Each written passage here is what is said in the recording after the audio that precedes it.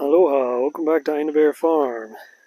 We're getting ready to move one of these plastic tarps that we've put out to suppress the Guinea grass, which you can see recent rains in places where we don't have the tarp. Stuff just grows so fast. And the tarp has held up pretty well, I would actually say, without this 70-pound dog puppy pouncing on it. It would have held up even better. You can see like right here it's split at where one of the seams was. That's not that big of a deal as far as just the the overall tarp itself. It's done well, and actually the fact that it's split might make it a little easier for me to move. So what we're doing is this area we're going to uncover, and up here we've actually put in a little bit of the perennial peanut at the top. Not long ago though, so it's really not going yet. But we've got a lot that we're rooting right now. So a couple weeks after we peel this back, we'll dig up the remains of the Guinea grass and then put in more perennial peanut here and get a nice ground cover established. I'm pretty sure it killed back everything really well. We're going to see in just a minute. This debris that's laying on top is just where we dug out up here around this mango and just chuck that onto the tarp. I mean, it helps keep the tarp down, and then since the roots aren't making contact with the soil anymore, it just kind of helps to kill it a little faster as well, and maybe bake it on top of the hot tarp. Down here you can see what's left of some papaya that we cut down. These really weren't very productive anymore. They've gotten huge. So you can see the little stumps out there. We're just going to leave those, let them rot in the ground, and hopefully kill off all this Guinea grass and do a similar ground cover, but also we'll plant another fruit tree down here and some support trees, at least some pigeon pea in the short run, and maybe something else. So I'm going to get to it. I'm going to start peeling it back, and then I'll show you what it looks like underneath. Hang on. Okay, so moving the tarp was fast. Only about 5 minutes tops by myself, so not bad at all. And you can see what looks like a complete kill of the Guinea grass. This was down a little over 2 months.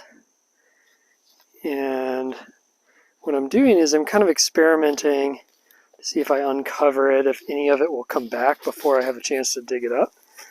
So we'll see about that. I am going to dig in right now and just kind of see how easy it is to get these root clumps up. Because like I said, that's what the goal will be. We'll be replacing this with perennial peanut. You can see like some nice fungi in there as that material is breaking down with the moisture underneath it. So let's dig in and see what this looks like. Alright, so here's a little test patch. We dug up some of these root balls. They look thoroughly dead. Polly wants to investigate. Here, you take this one. Take this one. Yeah, they look thoroughly dead. I would never fully trust that, but we're going to see. But they're pretty dry. The soil just crumbles right off. Pretty easy to dig out. So I would say so far pretty successful. The soil under here is kind of dry. Sort of dry and crumbly. But we'll see once it rehydrates what that looks like. But yeah, I would say pretty effective at killing Guinea grass in about 2 months. I don't know what the shortest you could go would be, but 2 months isn't bad. And so if you've seen our previous videos, you know that like managing this Guinea grass is just a huge undertaking. I mean, look at that stuff. That could be some of that 10 feet, maybe even taller. And then it's flowering now because we've had rain, and so there's just grass pollen everywhere. I mean, it makes great mulch, and we have really taken advantage of that, piling it up around our fruit trees. We've got a longan here, or longan, and I can't even really see where here's like the wood ring that we put around these. And then in here, this is just layer upon layer of Guinea grass that's just broken down, and some sticks under there, but I mean, keeps it really moist. Oh, and there's biochar down there that we put in a while back. So yeah, just keeps it really moist, insulates the tree from overheating down there, all that, lowers our watering. So it's a great resource, but it's a lot to manage. We do have a new tool that we've purchased it. We're just waiting for it to arrive on the island, and we'll definitely do a YouTube video on that. It's something that hopefully is going to revolutionize how we take care of this grass and make my life a lot easier, give me the ability to spend some time doing other things that are more fun, interesting, expand this food forest. As I kind of pan around a little bit, we can keep this grass under control. It'll allow me to do kind of more projects like this, what we're doing right now, replacing the Guinea grass ultimately with the perennial peanut. And I'll just walk down here before we end the video, just kind of show you some sections. There's some where the perennial peanut is spreading over here. And we've got like a tiny little bit here, and so we just cleared this middle, and soon those patches will meet.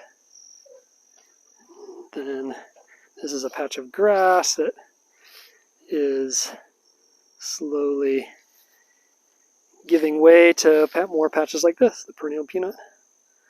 It's a decent sized one. Here you can see it surrounding one of our support trees. This is ohia. This is a native tree here. And it just makes a nice ground cover around there. And this is a section I just tarped today. And so, little by little, we're just turning this crazy, difficult to manage grass into nice, easier to manage patches like this.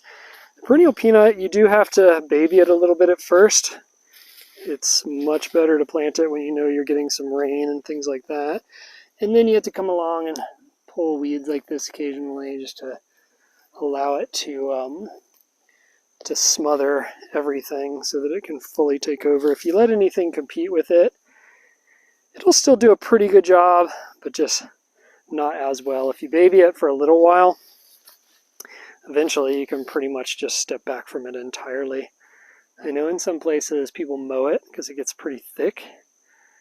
I don't know if that's ever going to be a thing here because we have pronounced dry seasons, and I feel like it's just going to die back in the dry season and then bounce back in the wet season and almost kind of take care of itself. So we will see as we move forward. More space tarped out and more of this perennial peanut ground cover to come. All right, thanks for checking this out. We'll see you soon back here at Ina Bear Farm. Aloha.